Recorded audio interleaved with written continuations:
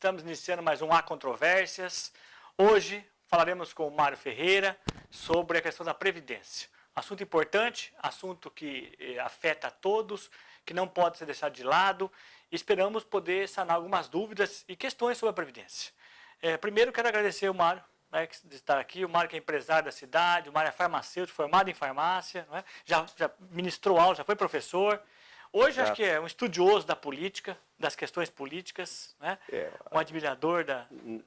Um sociólogo amador. Um sociólogo amador, mas com muita competência, vocês vão perceber. E o Mário queria falar um pouquinho sobre a questão da Previdência com você, porque eu acho que é um tema que está muito mal explicado e acho que as pessoas não estão entendendo muito bem as questões que eu acho que são fundamentais e que afetarão a vida de cada um delas, né? Primeiro, obrigado, Mário, pela presença. E gostaria que você dissesse o seguinte, lógico que nós todos achamos que a reforma da Previdência, que é necessário reformar a Previdência.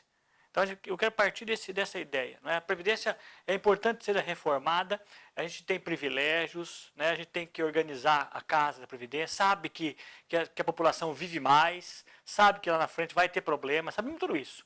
Agora, o problema é qual reforma? O problema é quem é que perde com a reforma e quem que ganha com a reforma, né? E acho que essa é a questão. Então, muito obrigado, Mário, mais uma vez sua vinda aqui, né? E fique à vontade. Eu te agradeço, meu boa tarde aos telespectadores da GRP TV, do Há Controvérsias, ao Maurício, né? E eu fico muito feliz quando eu venho aqui, porque quando eu digo que eu sou sociólogo amador, é verdade. Eu sou um estudioso, eu acho que compreender a organização social é muito importante, né? Sim. Principalmente no momento que nós vivemos, que as mudanças são muito rápidas. Eu percebo no bate-papo com você, Mário, que é amador, mas melhor que muito profissional. Nem tanto.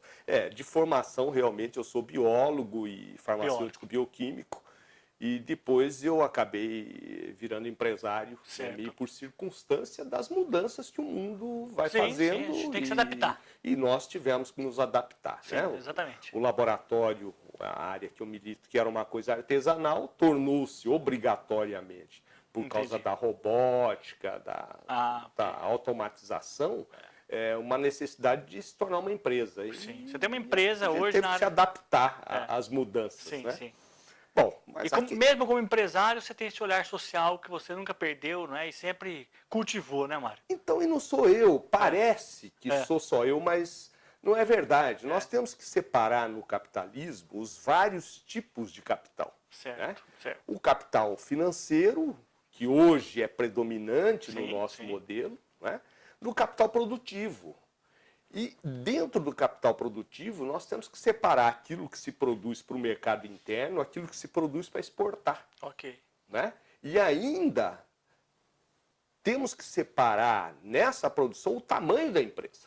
E até fazendo um parêntese disso também, aproveitando, esse mito de que ser da esquerda é comunista. É uma coisa muito pobre isso, né? Muito simplista. Como pensar é da direita, é nazista. Né? Fica dois extremos bobos, né, brigando. Né? Há uma confusão muito grande, inclusive conceitual. Né? Sim, exatamente. Porque direita e esquerda é a melhor, tem várias definições rodando por aí. Eu gosto muito da do Norberto Bobbio, né? Que ele fala que ser de esquerda é estar antenado com a redução das desigualdades numa dada sociedade. Exatamente. É mais ou menos isso. Sim. Né? Ele busca, naquele livro Direita e Esquerda, ele busca entender vários conceitos que levam a separar direitos e liberdade e tal. E ele acha que a igualdade é o conceito fundamental que ainda separa esquerda e direita. Né? Dizer, e igualdade não quer dizer igualitarismo, que aí sim é comunismo. Né? Que as pessoas não entendem. E depende de igualdade de quê também? Igualdade de quê? Né? Sim. Porque o que... Oportunidade. De oportunidades. Sim. Né? Sim. Então, essa conceituação tem uma confusão. Direita, né? O sujeito, como você diz, de esquerda, obrigatoriamente, ele é comunista. Sim. Venezuela. Ele não pode ser social-democrata. Não pode. Nem liberal. Porque no Brasil de hoje, alguém que seja liberal, de centro, é de esquerda. É de esquerda. Alguém que acha que na verdade, deve se lutar para diminuir a desigualdade, ele não está nem falando em nada de estatização. Em estatização, em modelo de Estado, nada disso. Né? Então, essa nossa conversa é interessante porque a reforma da Previdência é um ponto de uma grande mudança que está acontecendo no modelo econômico do Brasil. Quer dizer, no capitalismo em geral, não é? No capitalismo em geral, Que no nos mundo afeta. todo, Sim. né? Porque o capitalismo migrou do capitalismo industrial para o capitalismo financeiro, Sim, né? sim. E com isso a concentração de rendas aumentou, Exatamente. né? E com isso os problemas sociais se aguçaram, Sim. e com isso a direita acabou adaptando esse discurso e chegando ao poder em vários países, na Europa, inclusive, e aqui no Brasil, na Argentina, na Colômbia, sim, no Peru, né? Sim. No Chile. Mas também a gente não pode generalizar, porque de outra forma você tem Portugal com uma boa experiência. Sim. Voltando à social-democracia. Social-democracia. Né? Sim, é uma esquerda que não é comunista. Isso. Né? O México, que hoje está com um governo progressista, já tendendo... De esquerda, social-democrata. Então, eu acho que o que dá para afirmar é que o mundo está mudando muito rapidamente. Sim. E no Brasil, retomando o raciocínio a respeito do Brasil, nós temos uma mudança muito importante do modelo econômico que não começa agora com o Bolsonaro. Né? Ela começa com o governo Temer. Sim. Porque se você pegar quais foram as principais medidas do governo Temer, nenhuma delas foi tocada pelo governo Bolsonaro. Sim. Por exemplo, a emenda 95, que congela recursos para tudo que é social, exceto para pagar juros. Tá. Ela está em vigor, está mantida. Se mantém.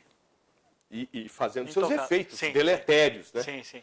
Sim. A reforma trabalhista, que retirou uma série, que mudou as relações do trabalho no Brasil. A questão da terceirização, né? Exato, Sim.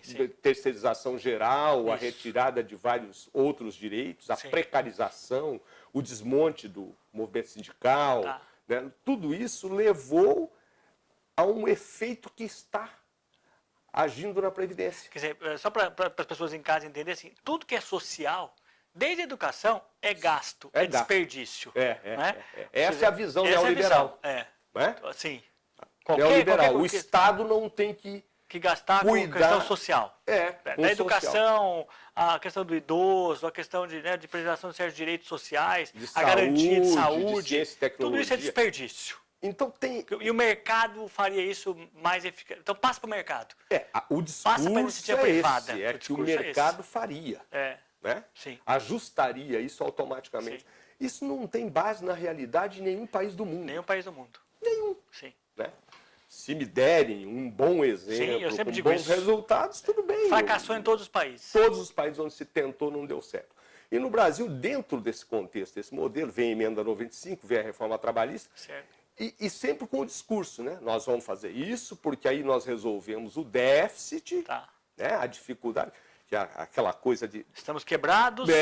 Porque o que é o déficit, né? O governo arrecada os nossos impostos que nós pagamos, e a nossa matriz tributária é muito injusta no Brasil. Sim. Quem tem mais paga menos. Quem tem menos paga mais, porque o nosso imposto incide sobre o consumo. Que também é preciso uma reforma. Do mesmo jeito que a Previdência precisa. Essa, no meu entendimento, era mais urgente do que a da Previdência. Se fosse para resolver o problema de caixa do governo, era essa. Né? Mas o fato é que, mesmo assim, com todas as dificuldades que nós temos, até 2016, até 2015, não havia déficit. Nós tínhamos superávit primário. Quer dizer, tudo que o governo arrecadava, pagava as contas e sobrava dinheiro que era destinado para pagar juros. Né? Hoje, né, qual a causa para que isso?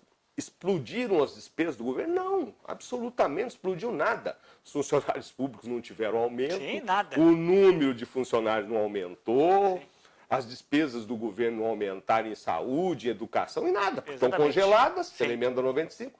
Então, por que a conta não fecha? Porque não arrecada. Ou seja, o Brasil deixou de crescer. Deixou de crescer, deixou de vender, deixou de arrecadar. E por vários motivos, que eu quero até que você depois pense um pouco sobre isso. Né? Ou seja, o motivo não é só... Assim, eu acho que há uma certa ingenuidade achar que o motivo da falta de crescimento do Brasil foi a corrupção. A corrupção acabou com o país, como se a corrupção tivesse feito, lógico que a corrupção atrapalha, ninguém é a favor da corrupção, claro. todos que nós queremos que se combata a corrupção, claro. né? Permanentemente. Também, permanentemente, só um ingênuo também acha isso. Mas assim, do mesmo jeito que você achar que a corrupção não atrapalha nada e achar que ela é causa de tudo, são duas ingenuidades extremas, que nem a ideia do comunismo da esquerda, né? Eu queria, assim, vou precisar chamar um intervalo, Mário, passa muito rápido, eu sei, nosso bate-papo aqui. E nós nem entramos no assunto. Nem entramos no assunto, mas eu já te chamo novamente para a gente poder bater novamente esse papo. E estamos aqui falando com o Mário Ferreira sobre a questão da reforma da Previdência, mas já percebeu que não é só isso, é outras coisas. Já retornaremos.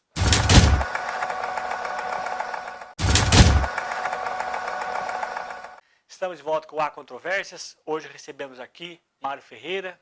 Estamos falando sobre a reforma da Previdência, entre outros temas. Temas importantes para que nós possamos compreender o momento atual, a conjuntura e essa reforma que está na pauta da mídia hoje, está na boca das pessoas.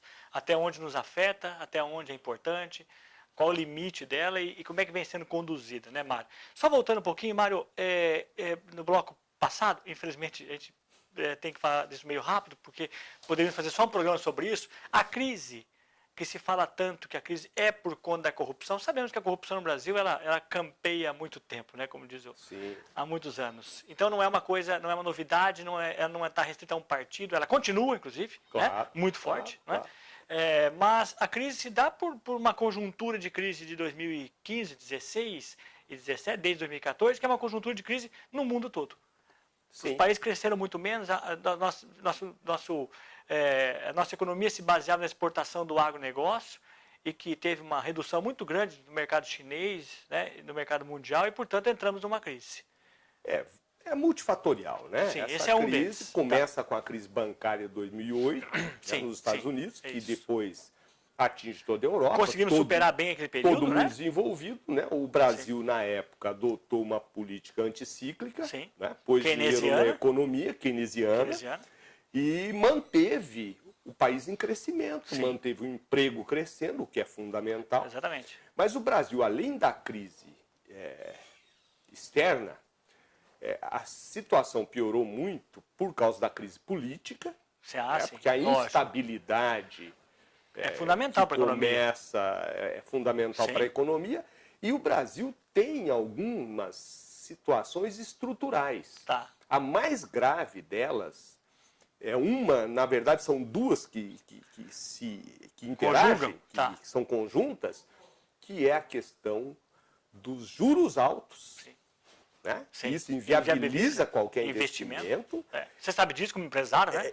E decorrente, esse juro alto é decorrente da política monetária adotada no Brasil. Certo. Que é a política onde o Banco Central, vamos pegar os Estados Unidos como exemplo, que é um país que é a meca do capitalismo, ninguém discute isso. Lógico. Né? Mas lá o Banco Central tem um mandato que ele tem que cuidar de duas coisas.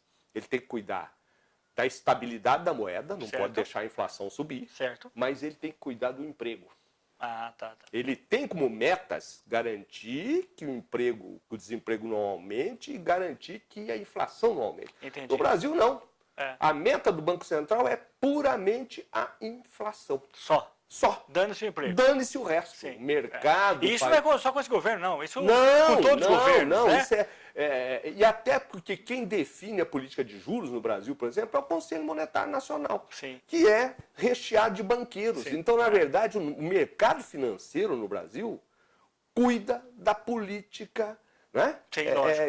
De juros, cuida da política monetária do Brasil. Quer dizer, é a raposa tomando conta do galinheiro. E ninguém teve coragem de mexer com isso. Aí o governo Lula, ninguém teve coragem. Não sei se foi coragem, eu acho que até mesmo condição política. Né? Porque para fazer isso você precisa ter apoio no Congresso, força política para você resistir às pressões. E a gente percebe até no governo atual, no governo Bolsonaro, no início dele, a gente percebe que ele está tendo que ceder com toda a força que entrou. Agora nós acabamos de ver o episódio esses dias do reajuste do óleo diesel. Ele voltou atrás. Ele não queria fazer o reajuste, ele tinha um compromisso com os caminhoneiros. O pessoal ameaçou greve e tal, mas o mercado A as conjuntura, forças sim. poderosas do mercado que querem garantir o lucro da Petrobras a qualquer preço vieram para cima dele e ele cedeu. Cedeu. Na verdade, ele não decidiu, quem decidiu foi o Paulo Guedes. E na reforma da Previdência, distribuindo cargos, já está Tá, tendo que ceder, não não, tem, não é tem uma outro luta, jeito, não é fácil, É, né? Pelo não contrário, é muito difícil. Muito E difícil. Mário, assim, vamos tentar voltar um pouquinho à reforma da Previdência. Então, assim, a reforma da Previdência, que nós já falamos no bloco anterior, a gente acha importante, né? Acho que tem que ter, talvez, essa discussão dentro do Congresso, que é uma discussão importante, de pensar, chegar a quais são os limites, quem é que afeta, o que eu mexo, né, pode chegar, isso a oposição deve participar desse debate, né? Sim. Também o centro, que já está negociando. Claro. É preciso negociar isso. Então, negociar não quer dizer trocar cargo de em favor, não. Negociar, acho que com a bancada boa, né? Lógico, a gente sabe muito bem que tem gente que se aproveita disso. Claro. Mas negociar isso, dizer, olha, tudo bem, você quer tirar isso, mas vai dar o que em troca? Não, e né? vamos buscar consensos, né? Vamos buscar consenso. Baseado em dados. Sim. Agora, o discurso todo do governo é, primeiro, a reforma da Previdência é indispensável, porque senão o país quebra. Sim. O discurso é O esse. discurso é esse. Mas isso não é verdade. Tá. Porque se você pegar o orçamento da União, Certo. 25% perto disso do orçamento vai para a Previdência. Tá. Mas 45% do orçamento da União Sim. vão direto para pagar os juros da dívida pública. Então vamos explicar o que é isso. É? Né? Vamos explicar o que é isso para quem está em casa. Né? Que juros da dívida pública é essa? Os juros dos títulos que funcionam assim. É isso que eu digo da política econômica no Brasil, é muito influenciada pela política monetária. Sim. Né? Então, o que é isso? No Brasil, e só tem no Brasil isso, como é que funciona o Banco Central? Banqueiro no Brasil não tem risco. Porque os bancos arrecadam o dinheiro, né? Eu vou lá, faço um depósito, você vai, aí o seu José lá do bar pega um pouco emprestado. Quer dizer, o dinheiro que estão nas contas e nas nossas aplicações, eles pagam 0,5% na poupança ali, um pouquinho mais, e emprestam a 2, 3. A 2, 3? Estou pondo por baixo no aí cartão de crédito, sim, sem contar que cartão de dá, crédito. no cheque especial, Sim. é isso, esse spread, essa diferença no Brasil é uma das maiores do mundo. A última vez que eu vi os dados, parece que só tinha 4 países que tinha essa taxa de juros maior que a nossa, juro real. Sim. Né? Que era Turquia, se eu não me engano, Argentina, Paquistão, uma coisa assim. Que é um crime, né? É um crime contra a economia, contra o mercado interno. Extorquindo as pessoas. Porque você precisa de crédito para consumir e precisa de crédito para investir. Se você não investe, não Se consome, não consome, para a economia. não tem emprego. Se não tem emprego, para a economia. É isso, a receita é essa. Mas então, o que acontece no Brasil? E pagam imposto? Os bancos pagam quanto de imposto? Os bancos, a distribuição de lucros no Brasil, ela é isenta. Tem uma lei, e não só os bancos, mas a distribuição de lucros e dividendos não é tributada. Não paga imposto. Só tem no Brasil. Tá. Isso que eu ia dizer. Só tem no Brasil. É jabuticaba. É exclusivo nosso. Exclusivo. Tá. Agora, voltando à política monetária, o que acontece aqui no Brasil, então? Os bancos, no fim do dia, juntam tudo o que eles arrecadaram, certo, tiram o que eles emprestaram e sobram dinheiro no caixa. Tá. Ora, se eles ficassem com esse dinheiro no caixa, tem que pagar. Eles teriam que pagar os juros de quem pôs dinheiro lá. Sim. E não iam receber juros porque não emprestaram. O que o Banco Central faz? Pega esse dinheiro e emite os títulos da dívida e paga juros. Entendi. Os juros que eles estabelecem qual vai ser a taxa lá no Conselho Monetário Nacional. Então, o negócio da China. E a conta vai para o orçamento. Quer dizer, aí tira dos nossos impostos para pagar esse juro.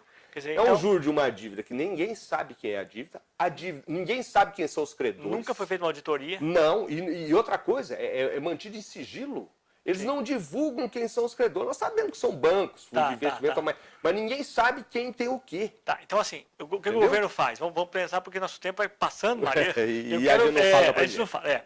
Mas assim, o governo optou por mexer na Previdência. Quer dizer, mexer nisso é mexer no vespeiro, nunca ninguém mexeu. Tá, vamos mexer na Previdência. Então vamos mexer na Previdência. Tá? E mexer na Previdência, aí no caso, também você acha uma questão que não vai gerar tanto impacto? Não vai gerar, porque o próprio Paulo Guedes disse que vai economizar 1 trilhão, que eu acho que não vai, tanto que eles esconderam os dados agora. Isso, até é bom deixar bem claro, né? Que a Folha tentou ter acesso a esses cálculos que o governo fez da reforma, quanto que seria, quanto seria a economia, de onde economizado, de onde sairia esse dinheiro, quanto seria o custo para o governo da transição, e o governo transformou esses dados em dados sigilosos. Sim. Não permitiu que a Folha, e não é nem a Folha, é constitucional que nós temos direito a ter esses dados. É só acessar o site lá, né, do governo. Imagine como é que os deputados e senadores vão votar isso sem ter acesso aos dados. Sem ter acesso. Eles não têm acesso. É como se eu falasse, ó, me dá aí milão, que depois eu te devolvo 100 mil. Mas qual a garantia? Então, não, nenhum. Eu confio em mim. E voltando para a reforma da Previdência, você tem razão. Reforma da Previdência é uma coisa que tem que fazer temporariamente. Sim. Né? Cada período vai mudando a composição da sociedade, a população envelhece, o nível de emprego por questões tecnológicas e tal vai mudando, as relações de trabalho mudam. Então tem que fazer, mas foram feitas. Sim. Em 2013 foi a última, né? Entendi. Sim, foi 2013. Sim, acho que em 2008 foi feito outra. Quer dizer, vou lembrar. Tem que fazer, mas o que eles estão propondo não é uma reforma. É demolição. É mudança total. É mudança total. É sair do regime atual. Como é que funciona? Hoje, quem que financia a Previdência? Eu vou pedir para você aguardar, que eu tenho que fazer um intervalo, para a gente voltar nisso. Tá né? bom. Porque eu acho que assim, quem está em casa vai entender o seguinte, que por enquanto, quem está em casa está trabalhando, é isso que eu ia dizer. Esse que está trabalhando está pagando para quem está aposentado. Exatamente. Quando essa pessoa que está em casa se aposentar, quem vai entrar no mercado de trabalho, quem está trabalhando, vai pagar para que ela fique lá. É um regime assim, solidário, né? Que sempre existiu. De repartição. A sociedade reparte. Tá, então eles querem arrebentar com isso. E isso, na verdade, é o que vamos discutir no próximo bloco, se isso é viável e como é que isso funciona. A gente volta já já, falando com o Mário Ferreira sobre a reforma da Previdência, entre outros temas. Até já.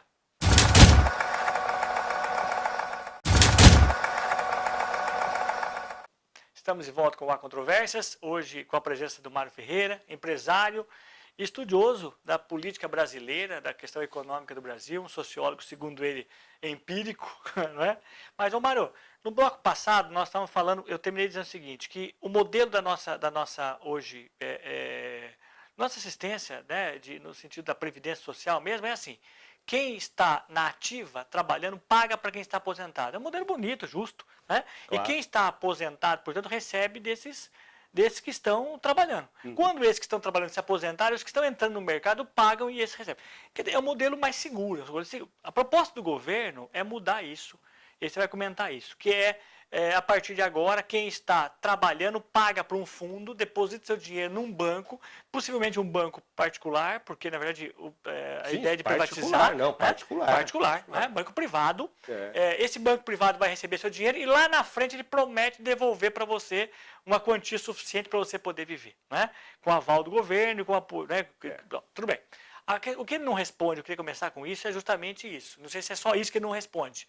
Por isso ele decretou sigilo, talvez, desses cálculos. Assim, quando você que está em casa e está agora trabalhando, se aposentar, quem está entrando, ele vai estar com o dinheiro dele na capitalização, no banco. Ele não vai estar pagando você que está aposentando. Claro. Então, quem é que vai ter que pagar para quem está se aposentando daqui a pouco? Sim. O governo não explica isso, não permite que se veja o cálculo que ele fez. Se ele for bancar isso, quanto custa bancar isso? Quer dizer, é um tiro no escuro, Mário. Ou seja, você tem esse cálculo, você sabe uma coisa sobre isso? Ninguém tem. Eles né? não apresentaram esse cálculo da transição.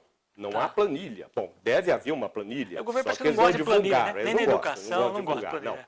Mas o fato é assim, a Previdência sai do regime hoje, e você tem razão, solidário entre gerações, mas não só entre gerações, ele é solidário entre quem está empregado e quem está desempregado, é solidário entre as várias categorias profissionais, sim, não é? Sim. E é solidário na sociedade, porque ele é financiado por 3 fontes principais. O trabalhador, que tira uma parte do seu salário, é descontado do INSS. Sim. O empregador, que paga uma contribuição de acordo com a massa salarial da empresa, e o governo, que entra com impostos.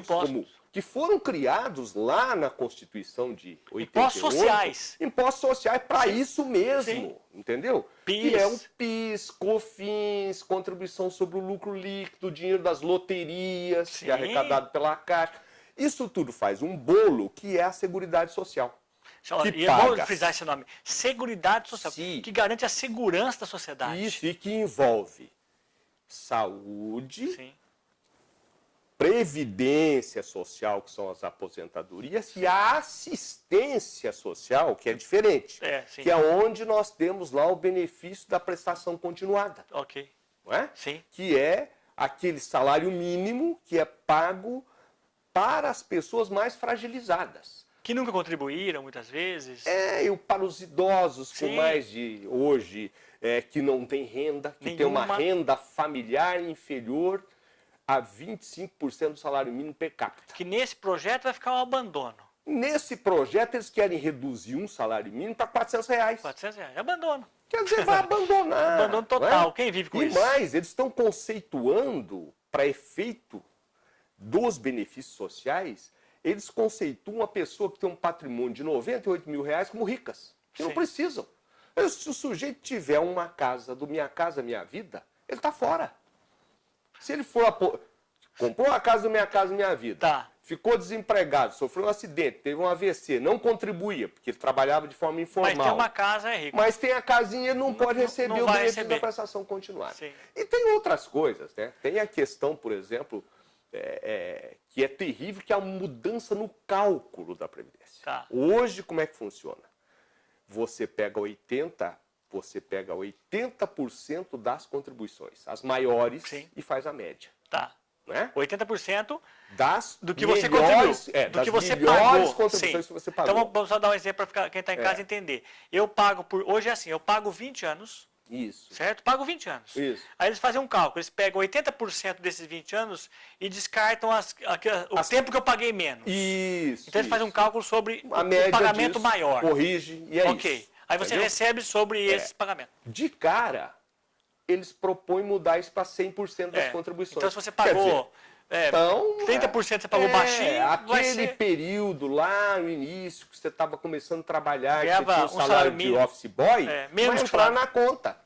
Então vai reduzir ainda mais. Só que tem um negócio, não é mais 20 anos para contribuir, para ter 40 anos de contribuição. Esse é o segundo ponto. Além de aumentar, de diminuir o valor dos benefícios para todos, ele aumenta o período de contribuição.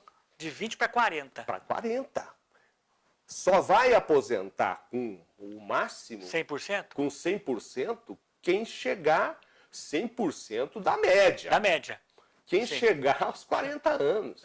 Os estudos mostram que a ampla maioria dos trabalhadores não chega a isso. Não chega. Porque o sujeito tem períodos desempregados, Sim. tem períodos que ele, por alguma trabalha razão, por conta. trabalha por conta, faz um bico, não faz o recolhimento. E não consegue pagar. Eles querem mudar esse regime solidário, para um regime de capitalização. Como é que vai funcionar? Primeiro, sai o governo, sai as empresas. Então vamos explicar certinho o que é essa capitalização. A conversa agora é entre o trabalhador e o fundo que ele contratar. Que é o banco.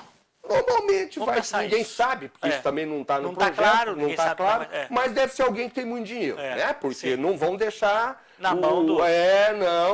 alguém montar um fundo aí de qualquer jeito. É cachorro grande. É um banqueiro poderoso. Vamos encontrar uma forma de montar isso.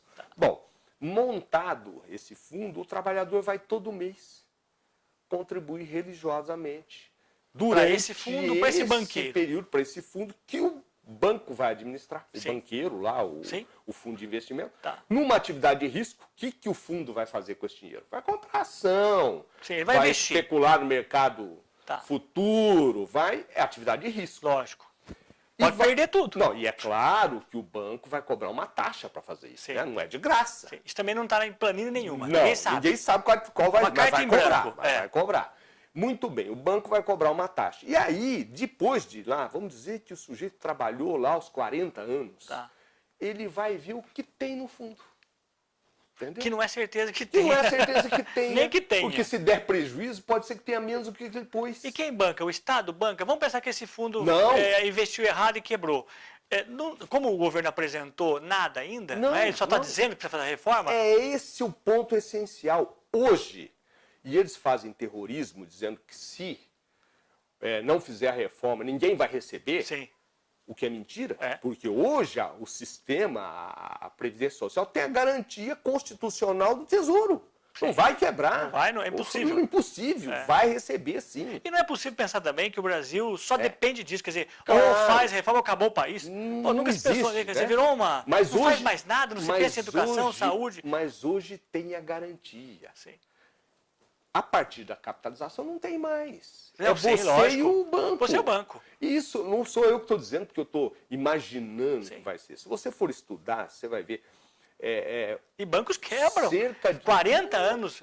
É só ver no Brasil, só quantos ver no Brasil. quebraram. E você vai ter que manter esse dinheiro lá, vai ter por 40, o mundo muda, os bancos mudam, as coisas mudam. Imagina se de repente mudou em 40 anos, como é que as coisas mudam? A moeda muda. A moeda muda. Viu? Como é que eu posso Quantas vezes garantir? mudou a moeda no Brasil Sim. nos últimos anos? Quem garante isso? Quem garante isso? E aí, o ponto essencial é isso. Você vai para esse regime de capitalização sem nenhuma garantia, né? Tá. Para ver o que vai acontecer lá na frente, mas não é só isso, né? Você ir para um regime incerto. Você vai para um regime incerto baseado em experiências que não deram certo. Sim. Chile. 30 países, tem um estudo da Organização Internacional do Trabalho mostrando que dos 30 países, 30 e poucos, que fizeram esse tipo de previdência, Sim. 18 já voltaram ao regime anterior. Exatamente por isso. Mais da metade. Porque quando chega a hora de receber, o sistema está quebrado, Sim. aí o trabalhador vai lá ver a renda dele, que deveria ser 1.000, o fundo faz a conta e fala, ó, só dá para te pagar 600. Entendeu? Empobrece, eu não tenho cálculo aí disso. começa a pressão social, aí o governo tem que encontrar uma forma de corrigir isso com o dinheiro do Tesouro. Sim, quer dizer, o buraco é o mesmo. Não tem... A gente nem sabe o buraco é o mesmo, porque não sabe o cálculo, Sim, não tem mas valor. países que fizeram isso, México, Chile, Argentina, É. Colômbia, É. estão voltando atrás. Sim. Né? Polônia. Então, No Chile, 70% da população aposentada ganha menos que o salário mínimo. Em condição é isso. precaríssima. Né? No Chile, não tem educação gratuita mais. Sim. A educação primária é paga. E o Chile tem hoje, né, o maior índice de suicídio entre idosos do mundo. Por causa disso. Sim. Porque hoje, e outra coisa, a gente acaba tendo que sair da questão da previdência e ir para a economia. É porque não está relacionada. Porque não tem Até jeito. o discurso econômico da reforma. Porque é o seguinte, o Brasil tem 5.340 municípios, se eu não me engano, se já não criaram mais algum de outro para hoje. É. Mas é isso aí. Mais de 3.000 desses municípios, a principal fonte de recursos que entra no município é o dinheiro dos aposentados. Sim. Aquele dinheiro da pensão, que mantém do a cidade aposentado, ali. Como foi também o Bolsa Família? Não, mas é muito maior. É muito que o Bolsa maior, Família, é muito maior. muito Sim, maior. sim. É o que sustenta a economia dos municípios. E não só dos pequenos municípios, da periferia dos grandes municípios e dos médios municípios. É o aposentado que gasta na mercearia da esquina, no açougue da esquina. Vai ter impacto econômico monstruoso. Monstruoso e vai derrubar a arrecadação. Porque aí os municípios não vão arrecadar.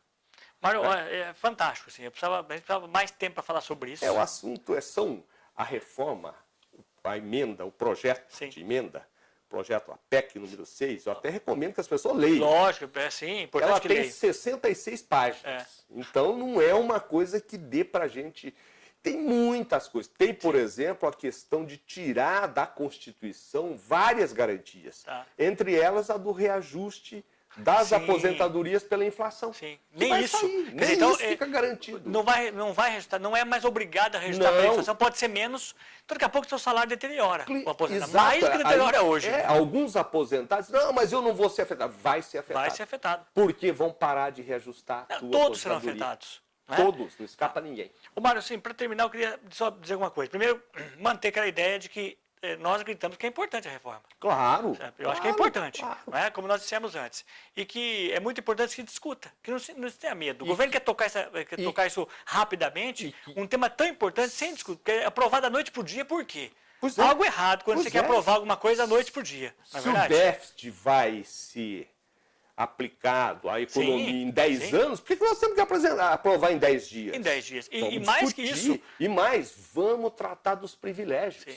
A coisa é isso é tão fundamental. boa, mas os militares ficam de fora. Os militares não Mas se é participam. bom, por que eles não querem entrar? Por que terão privilégios? Por que eles não querem entrar na capitalização?